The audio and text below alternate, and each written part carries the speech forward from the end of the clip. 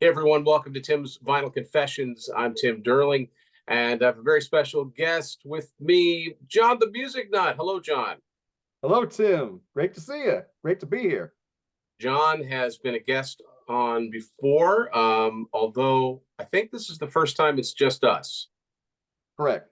Yeah, the last time we got together, we ganged up on poor Mike Ladano, and I think we succeeded. And I do want to mention before we get started that both Mike and John uh, very much valued contributors to my Y&T for the count, which as of recording right now has just surpassed 200 sold.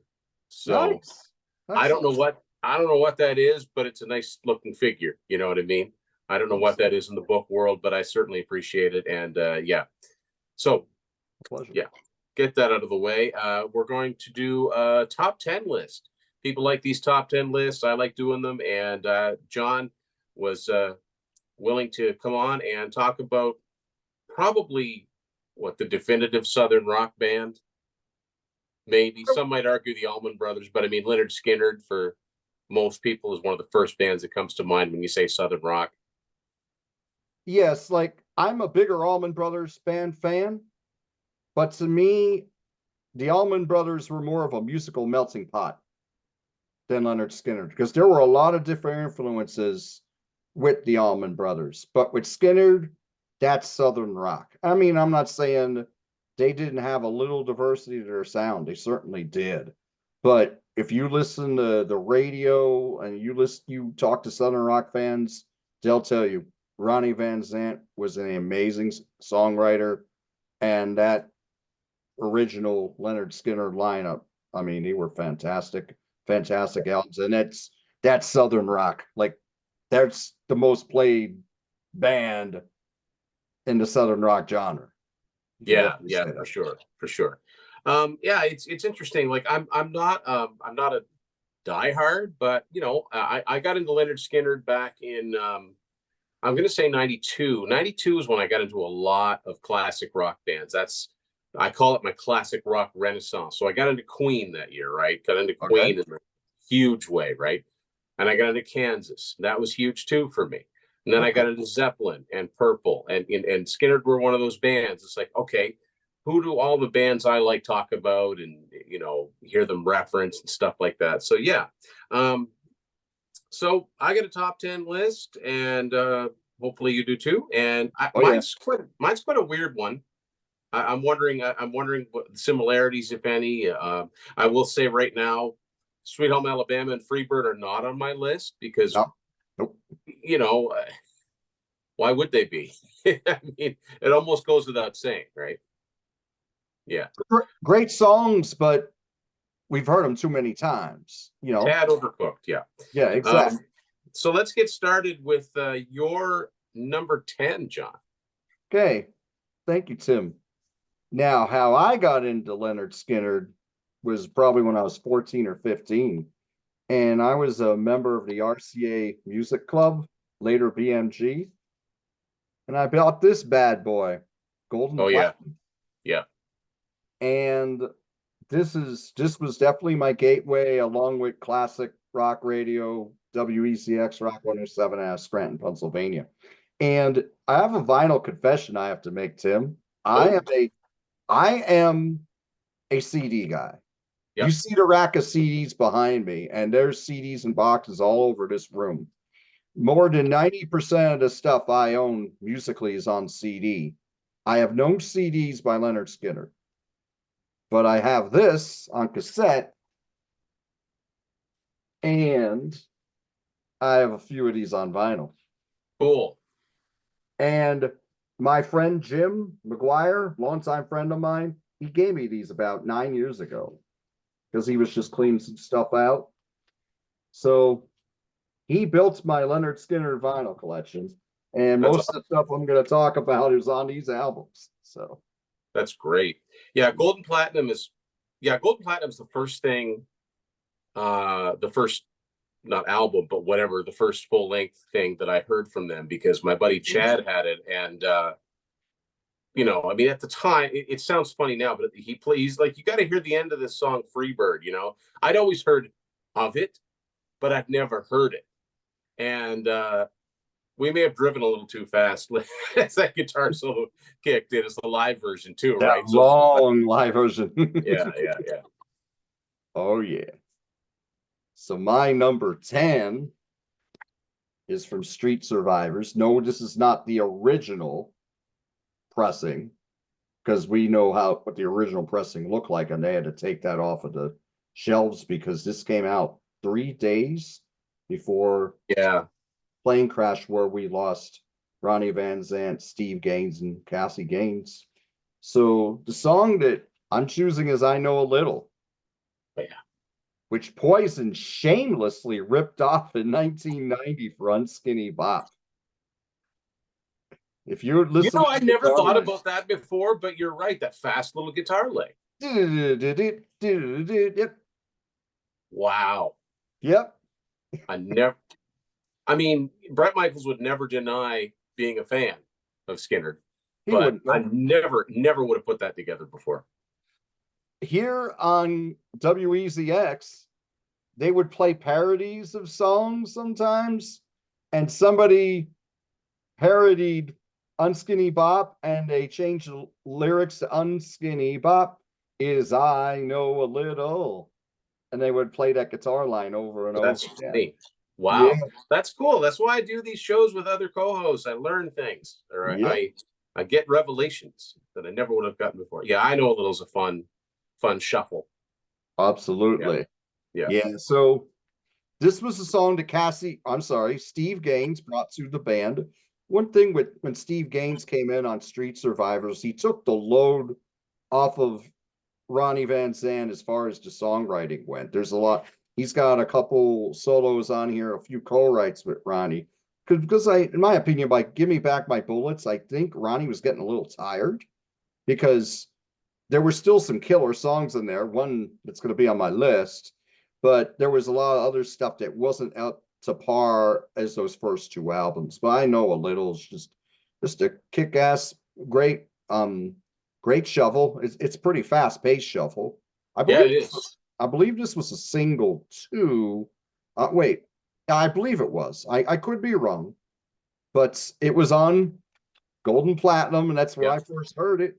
But yep, that's my number 10. I'm really fond of this song. Some great guitar lines here. Song just works on all levels. It's a very exciting song. I never get sick of this one. So I Know a Little. Yeah, it's a good one. Mine's a little more obvious, but it's from the same album, and it's one of the rarest albums in my collection because I have the original cover. Yeah. Wow. I don't know how. I ended up finding this in a record store. Now it's got a punch hole through it, which doesn't make any sense unless it was in a store and they're like, we got to get rid of this, but we don't want to give it for free. So yeah, that's the original Street Survivors cover. Wow. And what's really weird about that, John, I don't know about your version, probably not, but mine came with a sheet. On one side, it's got credits, but on the other, it's got tour dates. And of course, mine's different.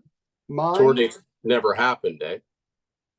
No, well, on mine, it's it lists the songs and it gives you the credits, and there's a pair of sneakers. I've seen that picture somewhere, and I can't think of where.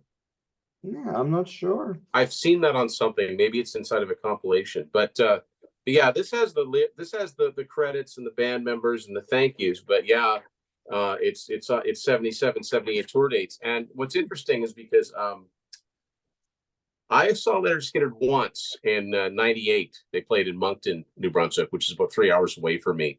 Okay. So of course by '98, it was Johnny Van Zant. It was Johnny Van Zant, Ricky Medlock. Like it was that revamped band. And unless they got mixed up, they said it was the first time they'd ever played in Canada. It's possible. I believe that. If this tour had gone according to schedule, they had dates scheduled in Montreal and Toronto in November of '77. So yeah, it's kind of weird, right? Mm-hmm. Anyway, the song. I should probably say the song. The song is one of their standards, but it's one I don't get tired of. It's That Smell. I love the guitar in it. I love the mood it creates. And one of the things that I like about it is that in an era, I mean, this was the decadent 70s, right? There Hmm. were a lot of what you'd call cautionary tales, but this is Ronnie Van Zant looking around saying, "Hey guys, we gotta throw the brakes on. Like things are, you know." And it's just interesting that in the midst of, you know, the headiness of 1977 and, you know, the 70s in general, that a song like this not only was written, came out, but it was a pretty big hit too. And at the same time, there's a certain amount, there's some humor in it too. I mean, like Oak Tree, You're in My Way. I always get a kick out of that line, but it's a great, it's a powerful, like anthemic kind of song too, even though it's got, you know, it's got those cautionary tones, but it's not too preachy. It's just a great song. That's my number 10. Excellent song. More on that later. Just to let you Yeah. know that. Oh yeah, fantastic track. Also on Gold and Platinum. Oh yeah. Yeah. And comps, when you first hear a comp, and I've got one too to talk about, you associate it, you know, that from the original albums, but you're used to hearing songs in a certain order. And Yep, same way. Oh, just one thing I'd like to say, even though I didn't go with the top played songs, seven of the top seven of the songs I played or that I chose are on their top 15 songs played on Setlist FM. yeah, a lot of mine are like, I don't have a lot of deep cuts either, but in a lot of cases, like, look, there's a reason. Like a lot of these are concert staples, and yeah. Absolutely. Yeah. So my number 9 is a song about addiction, and it's on Second Helping. And this song is The Needle and the Spoon. Yeah. This is a fantastic track, and it's another cautionary tale, as you alluded to, on that smell. It's just, it's a very memorable chorus. Ronnie was, what a storyteller. Yeah. His lyrics, now that's the one thing you could say.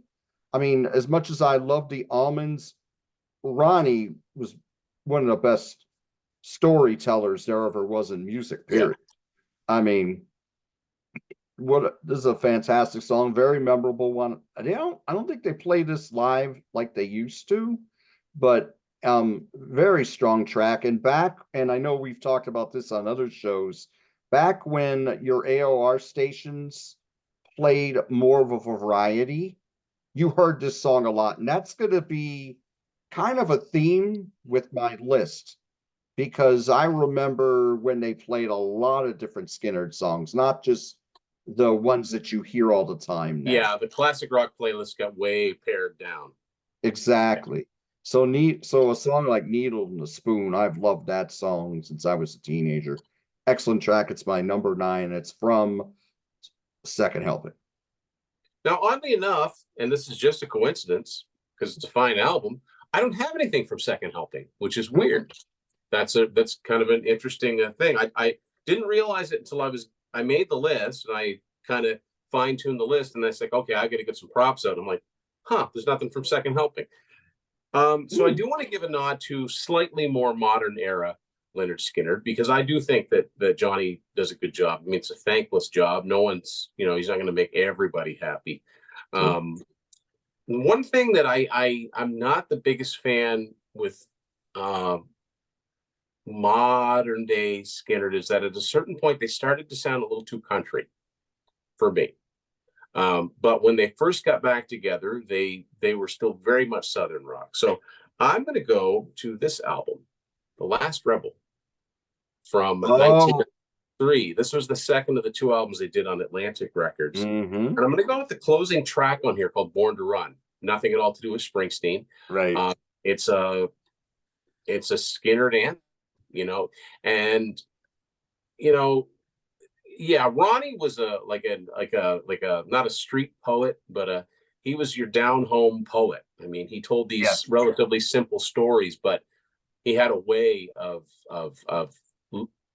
writing things and a way of singing them, delivering them. And Johnny's a perfectly fine singer, but sometimes the lyrics come off a little. Did you read about that, or you're just trying to make it sound? I don't know. That's been the criticism leveled at them, but I think with this song, it kind of rings true. musically, I really like it. Now, I remember my first year of radio broadcasting school, when I was first learning how to use all the equipment. That song was on a Warner Group sampler that came in, and I remember thinking, before I had that album, thinking, "Hey, that's pretty good," and listening to that over and over again. So yeah, I wanted to give us a slight shout out to the modern day Skynyrd. So that's my number 9 is Born to Run. Nice. Yeah, I've never heard Last Rebel. I don't have much of a knowledge of the later stuff, just the songs that hit radio and a few others are the ones that I know. So I will not. I do have one from the 90s as an honorable mention, but everything else I have here is from the Ronnie era. Okay. So yeah, but one day I'm going to check out all those albums. So because there are what I've heard of them I like. Yeah, I mean, maybe it's not the classics, but I still like them very much. Yeah.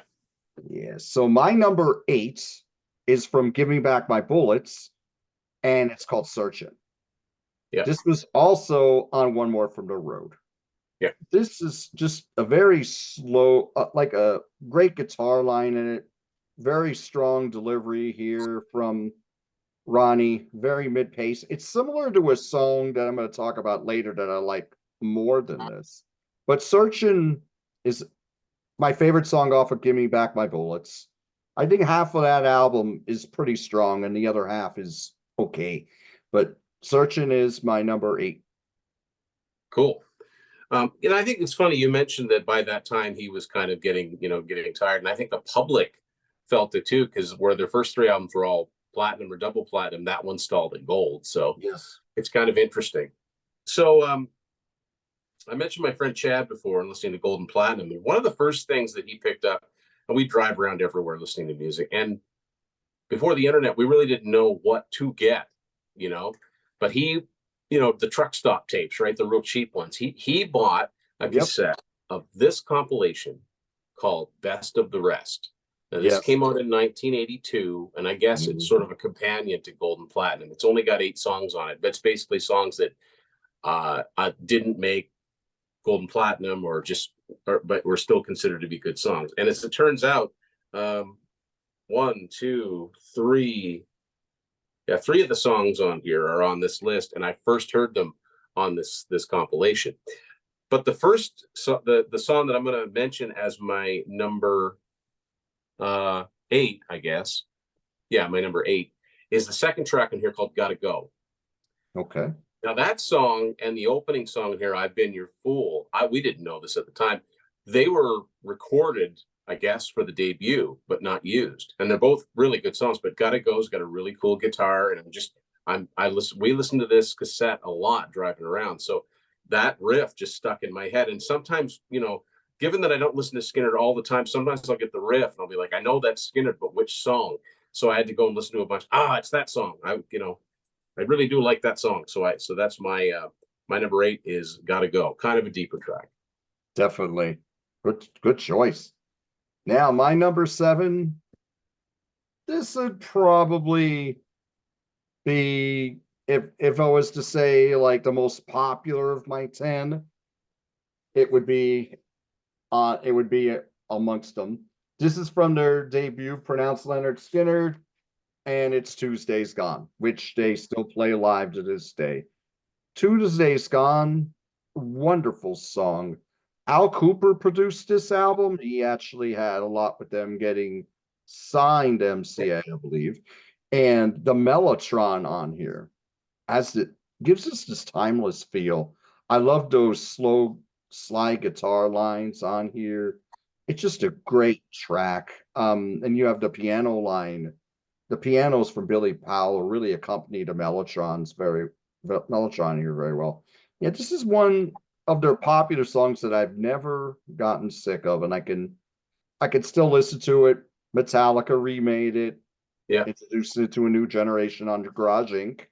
A decent version, but I'm always going to go with the original. So Tuesday's Gone from pronounced Lynyrd Skynyrd, my number 7. Very cool.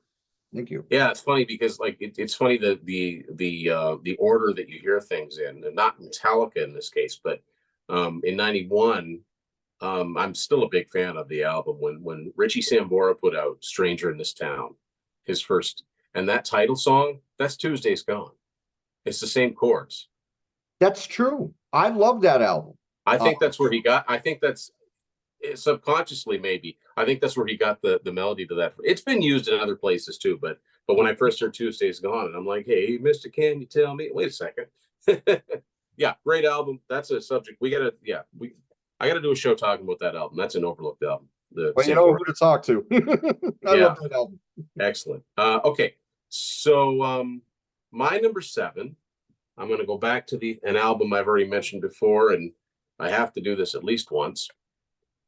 Oh, of course. From Street Survivors. I'm going with You Got That Right. And you mentioned Steve Gaines. Yes. This is a duet with Ronnie and Steve Gaines. And I really like Steve Gaines' voice. It's a great compliment. And it's just, obviously it's a shame the plane crash happened, but makes you wonder, what the next Lynyrd, how would Lynyrd Skynyrd have survived the end of the 70s? Because like a lot of bands had a really hard time transitioning into the 80s. I don't know, would they have held their own?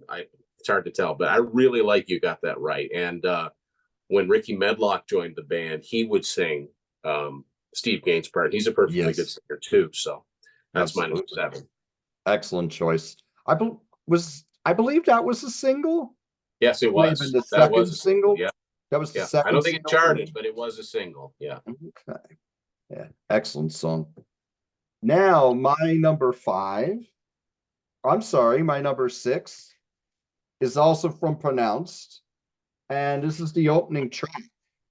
And as majestic as Tuesday's Gone is, which was my number 7, I Ain't the One, the opener, is my number 6. That's very dirty and loose. And I love those keyboards on it. I love the rhythm on it.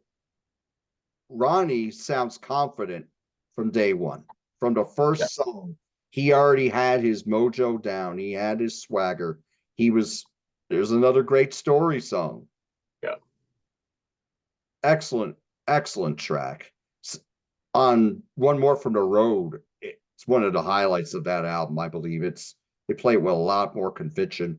And Billy Powell's key piano's way up in the mix on the On More from the Road version. And I'm going to get more into how much I love Billy Powell's playing.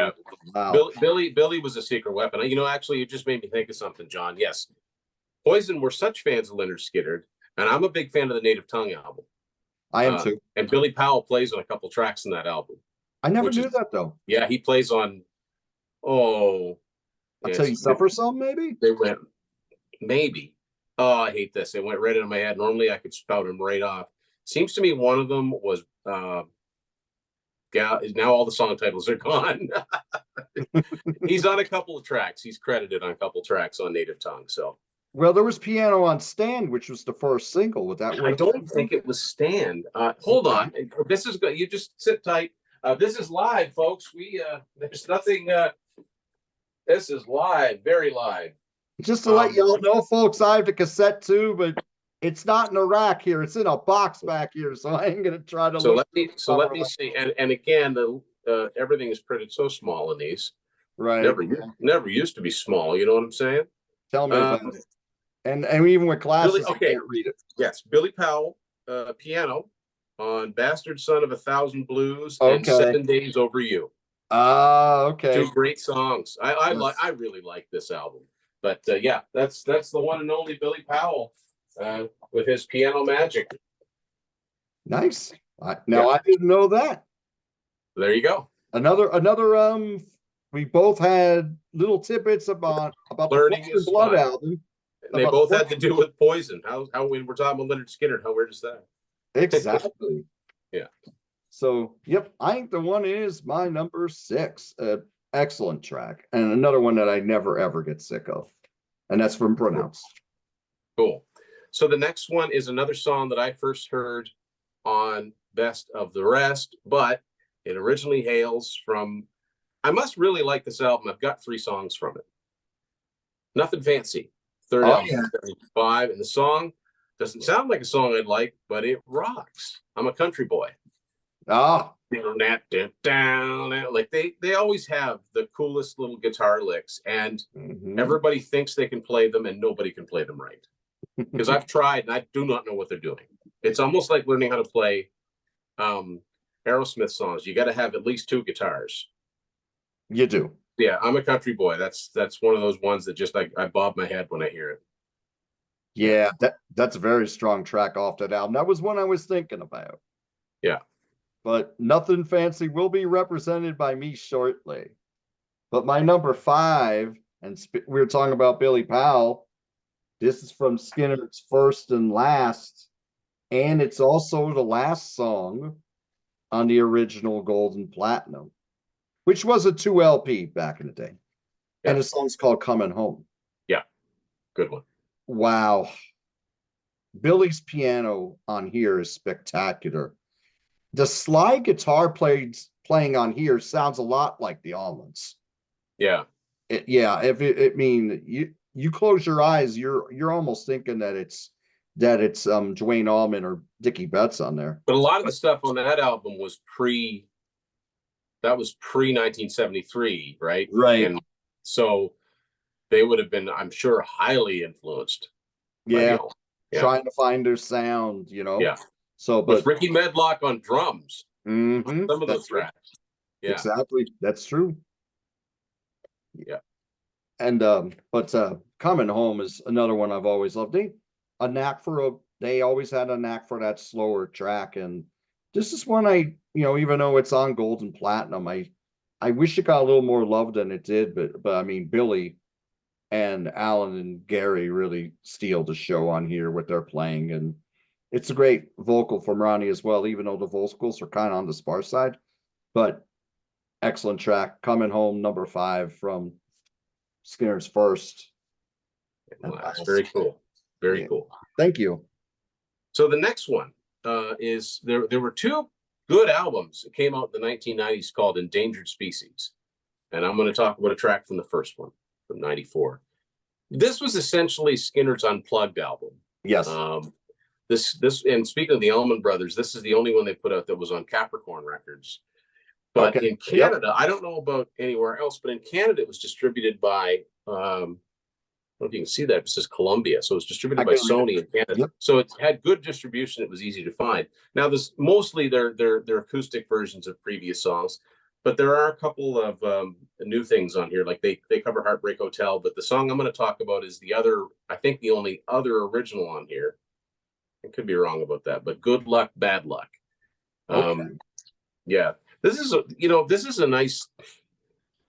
I've had friends tell me this is a good hangover album. You just put this on and it doesn't give you too much of a headache. But yeah, good playing on here. Lynyrd Skynyrd, the band members have changed so many times, right? But this is the only one that the guitar player Mike Estes plays on, I think.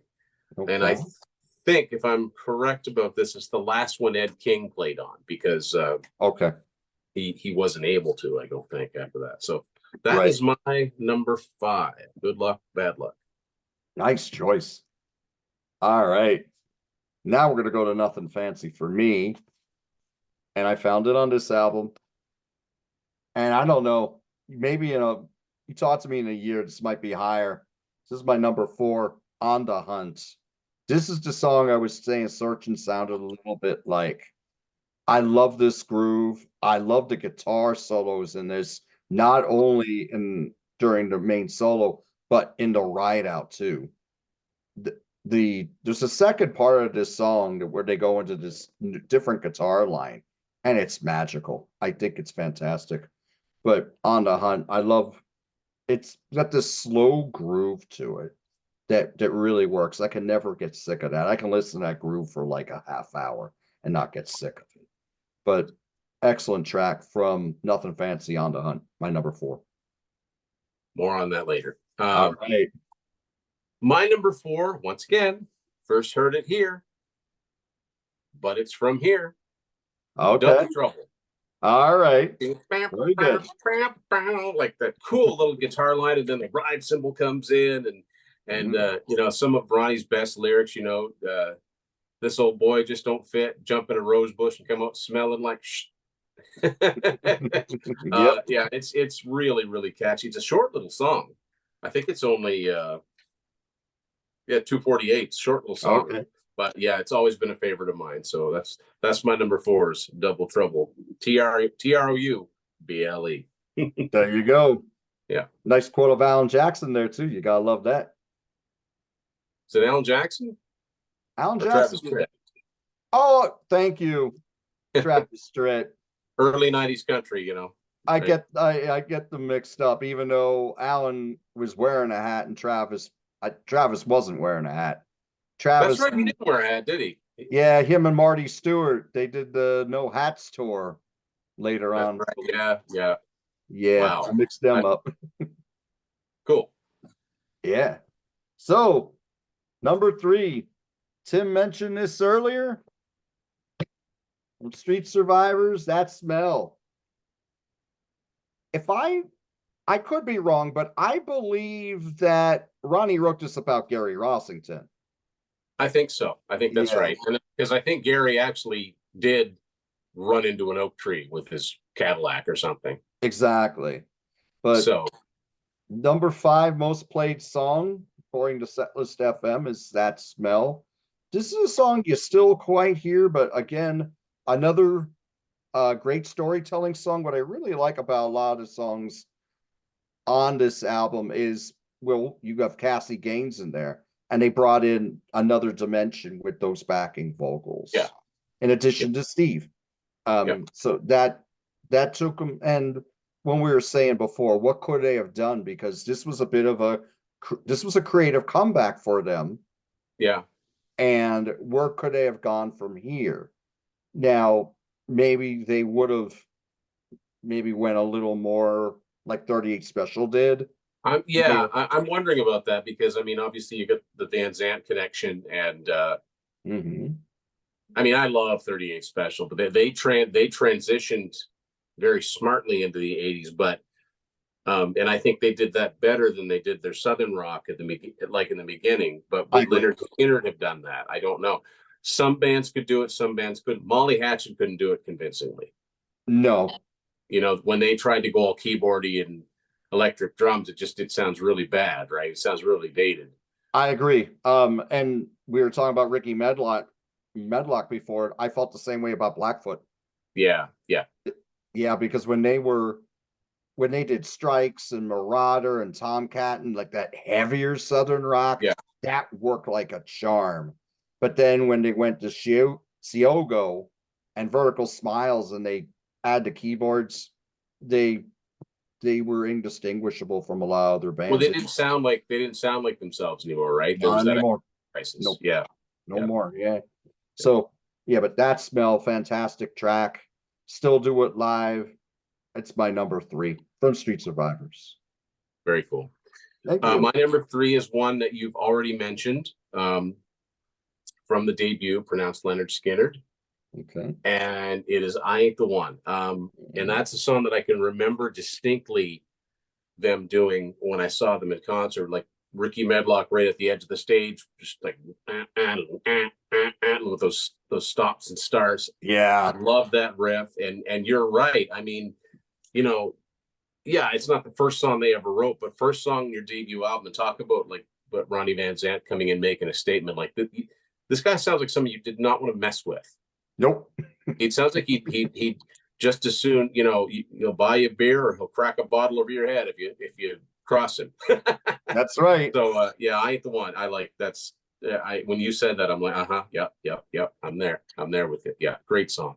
Awesome. Yeah. So number 2, it's from Nothing Fancy. They still play it to this day. Saturday Night Special. Oh, that song is fantastic. I love the bass lines in this song, especially at the end when Leon Wilkerson's making his bass sound like a shotgun. Yeah. Yeah. So excellent track here. I love this delivery.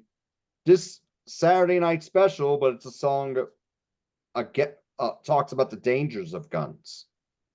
Interesting, right? That's interesting considering a lot of things. Right, exactly. Yeah. but it's just a fantastic track. Song that Armored Saint later redid on Raising Fear in 1987. And they didn't really change it. They didn't change it up much from Lynyrd Skynyrd's version because the song is near perfect as it is. Excellent track though. Great memorable chorus. Yeah. It was a top 40 single. I think it reached number 27. Yes, that's correct. Yes. So Saturday Night Special, a very endearing song that's very beloved by Lynyrd Skynyrd. It's my number 2. Cool. My number 2 is another one that you've already talked about from this album, and it's one that I didn't hear on Best of the Rest. It is On the Hunt. Mm-hmm. And I can't add much to what you already said, but there is something I have to mention, is that I cannot hear that opening riff without snickering. And the reason I'm snickering is because we talked about Metallica before, how they cover Tuesday's Gone. But if anyone has ever seen A Year and a Half in the Life of Metallica, their two-part, it was a 2 VHS set. I think they reissued it on DVD, but basically the first half is them recording the Black Album and the second half is them touring and everything that happened there. But in the studio, there's a scene where James Hetfield is, I think he's leaning up against a pool table and he's got a guitar, and he hollers to Jason Newsted. He goes, "Hey man, let's sing a song." And he starts to play. He starts to play On the Hunt, but Jason goes, like he starts to do this weird, I don't know what you'd call this, vocalizing thing. So I cannot hear the opening of On the Hunt without and I hope people know what I'm talking about. But if you're not in Metallica, you wouldn't have seen this. But and also at the same time, and then I think I saw that. Let's see if I got this right. I didn't know what he was playing. I knew it was a cool riff, and then I think it's on Golden Platinum. So I finally listened to the whole, and I'm like, oh, that's what he was playing. Okay, no wonder it sounds cool. I'd like to have heard a Metallica version of that, but it's a great song. Yeah, actually, so much so. I titled one of the chapters in my Unspooled book On the Hunt when I talked about, looking for rare 8 tracks. Exactly. So there you go. That's my number 2. So the big one. So you got if you said you had honorable mentions before our number 1s, let's hear your honorable mentions. Okay. From Nothing Fancy, I got Railroad Song. It's a fun little song. Oh yeah, definitely. I have Ballad of Curtis Lowe from Second Helping. Excellent track. The only song that I picked that was newer from the 90s was Bring It On from 20. That's a good one. Yeah. 20's a pretty good album. Yeah. How I knew that one was because they did a Behind the Music on VH1 on Lynyrd Skynyrd right around that time. Yeah. And they were saying at the end that they were promoting a new album 20, and they were showing them live, and they were playing that song Bring It On. I'm like, this is really good. I got to pick up the album now because the more it goes through my head, the more I like it. But that was 97, I believe. Yeah. So I also have Give Me Back My Bullets. Yeah, that's a good one. That's really close. And I also have from Nothing Fancy Whiskey Rock and Roller. Man, Nothing Fancy is getting because I'll mention one that I almost had on here, and that's Made in the Shade. From Nothing, just because I think it's funny. You think you got it made in the shade, but how does that go? You make sure that tree don't fall on you, or anyway, it's funny. So my number 1, you already mentioned it, Mr. Saturday Night Special. Oh wow, I like it. I like it because it's one of their heaviest songs.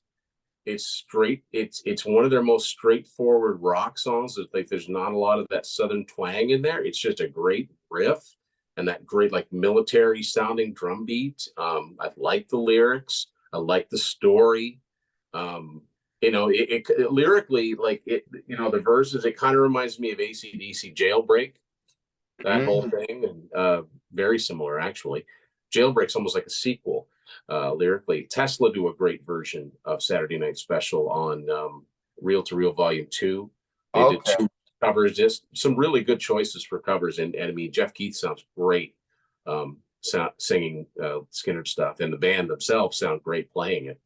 So yeah, there was no question that was always going to be my number one Skynyrd song.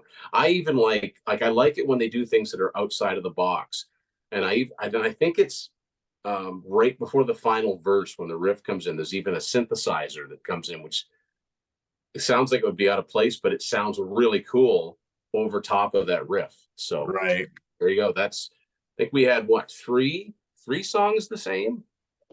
I think my top 3, I Ain't the One, On the Hunt, Saturday Night Special, you had all of those. And that's And yeah, so we had 4. So there you go. okay. Now those were my honorables. I actually didn't give you my number 1. Oh man, sorry, I got so excited. That's sorry, okay. I cut you off. Your number 1, John. All right, thank you, Tim. Now I like this song for the same reason you like Saturday Night Special, because it's that heavy riff, and they open their concerts with this song. Can you tell me what it is? Let me see. So it's a song that's not been mentioned yet? I just have a guess. Sure. Is it the song about the record label? Yep.